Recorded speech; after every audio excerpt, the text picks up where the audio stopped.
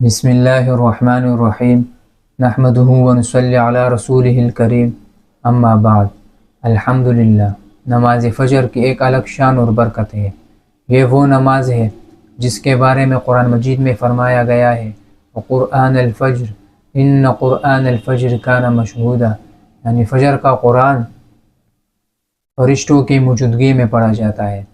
ہمارے استاد شیخ الحدیث و تفسیر حضرت مولانا مفتی محمد ظہیر علی خان صاحب رحمہ اللہ نے اپنی زندگی میں نماز فجر کو بڑے خاص اہتمام کے ساتھ ادا فرمایا، اور وفات سے پہلے ایک ایمان افروز خواب بھی دیکھا۔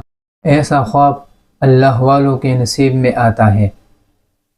آئیے سنتے ہیں شیخ صاحب رحمہ اللہ کا روحانی خواب۔ مجھ سے کوئی پوچھتا ہے کہ آپ کی طبیعت کیسی ہے، میں کہتا ہوں فجر میں نے خود پڑھائی، صحت مند ہوں۔ اور جب مجھے کوئی کہے تو میں کہوں کہ آج میں نے فجر نہیں پڑھائی، مجھے بہت دکھ اور درد ہے۔ کل فجر پڑھانے سارا دن نمازیں پھر پڑھاتا ہوں، ظہر عصر مغرب عشاء، لیکن خدا کی قسم جو نقصان فجر میں ہوا ہے اس کا تدارک ممکن نہیں ہے۔ افسوس صد افسوس ان مسلمانوں پر جو نماز فجر میں کوتاہی کرتے ہیں۔ اور میں نے نماز فجر کو لحد میں دیکھا ہے کہ مجھے اللہ کے عذاب سے چھڑانے کے لیے آئی تھی۔ ایک حسین اور جمیل جوان ہے، جس جیسے حسین و جمیل کبھی دیکھا نہیں ہوگا، اور اس کے فوراً بعد ایک اور اس جیسے آیا لیکن بہت تکڑا، اور اس کو ایسا کیا، پیروں کی طرف جاؤ۔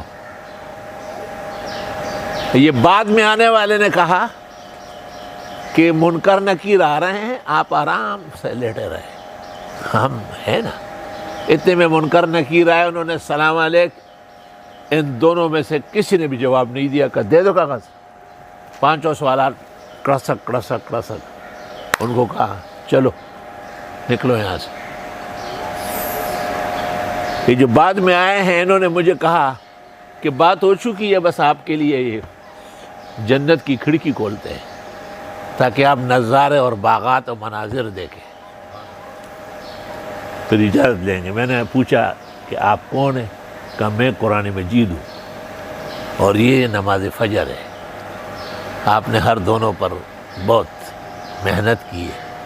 کہ پہلے عرش پر فیصلہ ہوا کہ فجر سے کہا تو چل، پھر مجھے کہا کہ نہیں آپ بھی جائے، تو میں خوشی سے رونے لگا۔ انہوں نے کہا واہ، آپ کا تو اعزاز و شرف کا مقام ہے۔ الحمدللہ الحمدللہ، اللہ تیرا لاکھ لاکھ شکر۔